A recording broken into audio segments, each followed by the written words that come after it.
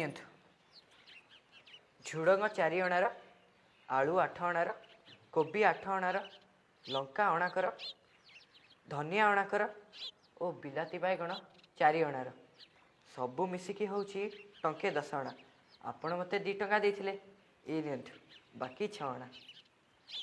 कौशल्या आम दाम तो हिसाब पत्र रे भारी विचक्षण देखु न मुए मुए सब हिसाब दे देला।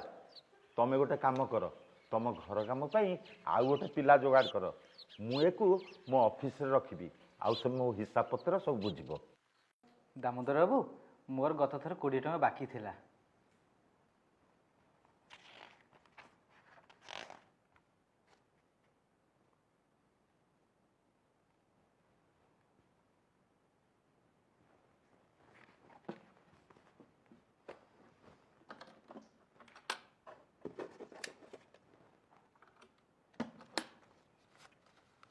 बुझिल कौशल्या आम दामोदर भारी विचक्षण पिला अति सरल निर्लोभी प्रभु भक्त जातिर पुणी ब्राह्मण वर्ष है ऑफिस रे काम कलानी हेले गोटे हेले भी भूल मु आज पर्यंत तार देखनी।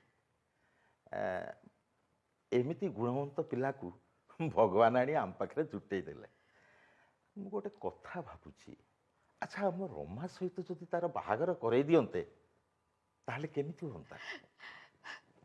मु भी ठीक सही कथा भाबुथली तमे मो मन कथा कहिदेल।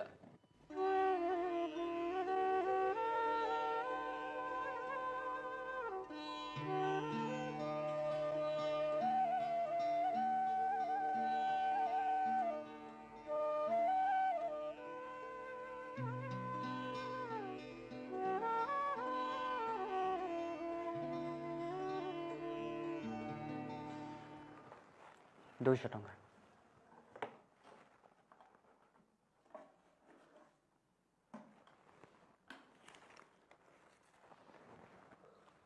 अच्छा अनाथ आश्रम केते पिला अछन एबे 30 जन अछन बाबू एमती आपनक साहाय्य सहयोग रहले आम निश्चय धन्य हबू।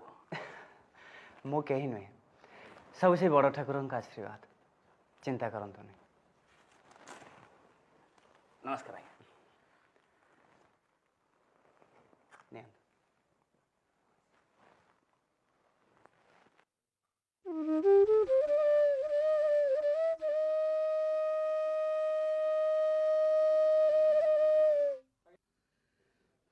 जदि आउ थरे मु तते ता संगे देखिछि तो पिठिनु चमड़ा उतार देबी। आ पिठरे औषध तलटा लगे देबी तू ताल निजे लगा। कौन चिंता करछो? नहीं किछि नहीं मु केते बेला से छिड़ा हैछि तुमको जाना नहीं लुचाओनी को कौन भाबुतलो? रमा देख समय केमती गड़ी चली देखु देखु 10 वर्ष बीतीगला तुम बापा चलीगले जाने ना मो बापा को अवस्था अच्छा कथा भावुली। बो पुरी रे चिट्ठी देछि लिखी आम दुई को जीवाकू तुम गाँ तो पुरी जीवा रास्तार पड़े आग बापा को देखा तापर बो को ना आग बो को देखा करवा तापर आम गाँ को जीवा कहीं जाने ना बापा थिबे ना। ठीक अच्छे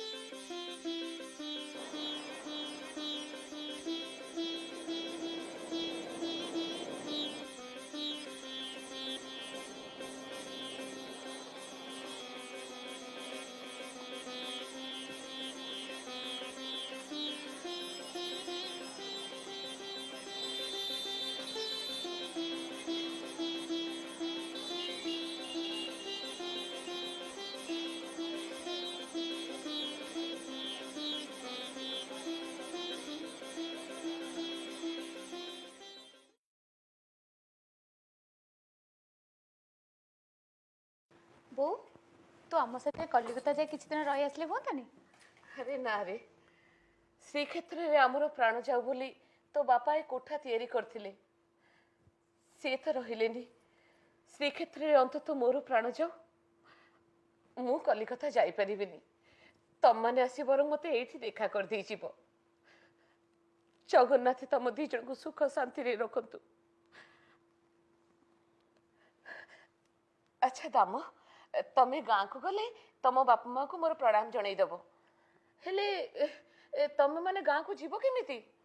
ମା ଏଇଠୁ ରେଳଗାଡ଼ିରେ ଖୋର୍ଦ୍ଧା, ଖୋର୍ଦ୍ଧାଠୁ ବଟଗାଁ କୋଶେ ବାଟ, ଗୋରୁ ଗାଡ଼ିରେ ଚାଲିଯିବୁ। ହଉ। ଆସୁଛୁ ମା।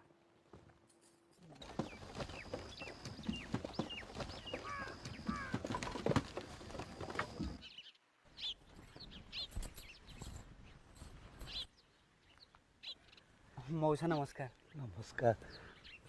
ତୁ ତୁ ଦାମୁଟିରେ ଆଜ୍ଞା। 10 ବର୍ଷ ହେଲା ତୁ କୋଉଠି ଥିଲୁ କିରେ ବାପ?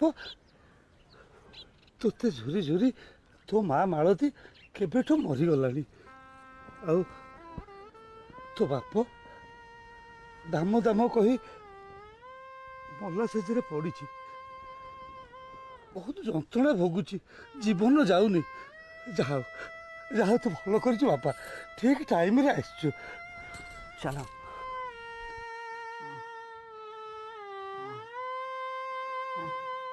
ବାପା ବାପା ଏଇ ଦେଖ, ମୁଁ ଦାମ, ଇ ବାପା ତମ ବୋଉ ରମା।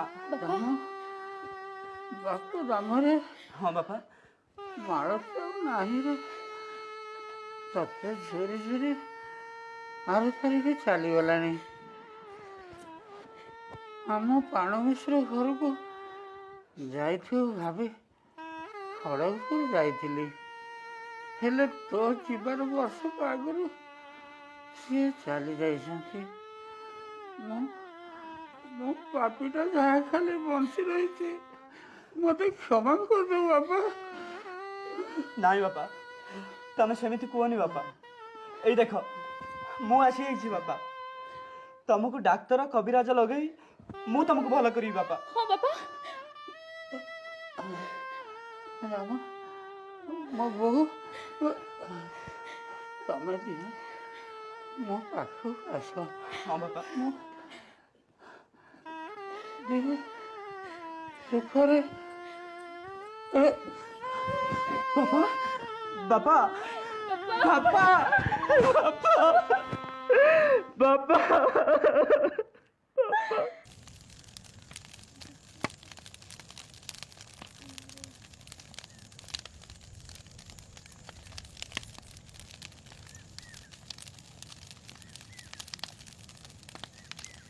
ଦାମୋଦର ବାବୁ ମହା ସମାରୋହରେ ପିତାଙ୍କର ଶୁଦ୍ଧକ୍ରିୟା କଲେ। ବାପର ମାଡ଼ ଖାଇ ଥରେ ଯେପରି ଗାଁରୁ ପଳାଇଥିଲେ, ପୁଣି ଆଉଥରେ ବଟଗାଁ ଛାଡ଼ି ଚାଲିଗଲେ। କିନ୍ତୁ ସେ ଗ୍ରାମବାସୀଙ୍କୁ ପ୍ରତିଶ୍ରୁତି ଦେଇଗଲେ ଯେ ସେ ପୁଣି ଆସିବେ। ଖୋର୍ଦ୍ଧା ଷ୍ଟେସନରେ ପୁଣି ସେଇ ଲୋକଟି ସାଙ୍ଗେ ଦାମୋଦରର ଦେଖା ହେଲା। ସେ ପୁଣି ସେପରି ପାଣୁମିଶ୍ରେ ବୋଲି ଡାକ ପକାଉଥିଲା। ପାଣ ମିଶ୍ରେ ତ କେବେଠୁ ମଲେଣି, ତୁମେ ପାଣ ମିଶ୍ରେ ବୋଲି କାହାକୁ ଡାକୁଛ? ସେ ପାନ ମିଶ୍ରେ ବୋଲି ଡାକୁନି ଆଜ୍ଞା, ସେ ପାନ ବିଡ଼ି ସିଗାରେଟ୍ ବୋଲି ଡାକୁଛି। ସେ ଶବ୍ଦ ଗୁଡ଼ାକ ଏମିତି ମିଶେଇ କହୁଛି ଯେ ଆପଣଙ୍କୁ ପାନ ମିଶ୍ରେ ବୋଲି ଶୁଭୁଛି।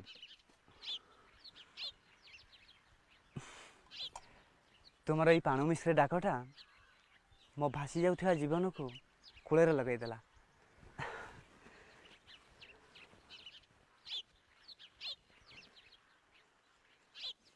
ଏଇ ନିଅ 10 ଟଙ୍କା। ଭଗବାନ ତୁମର ମଙ୍ଗଳ କରନ୍ତୁ।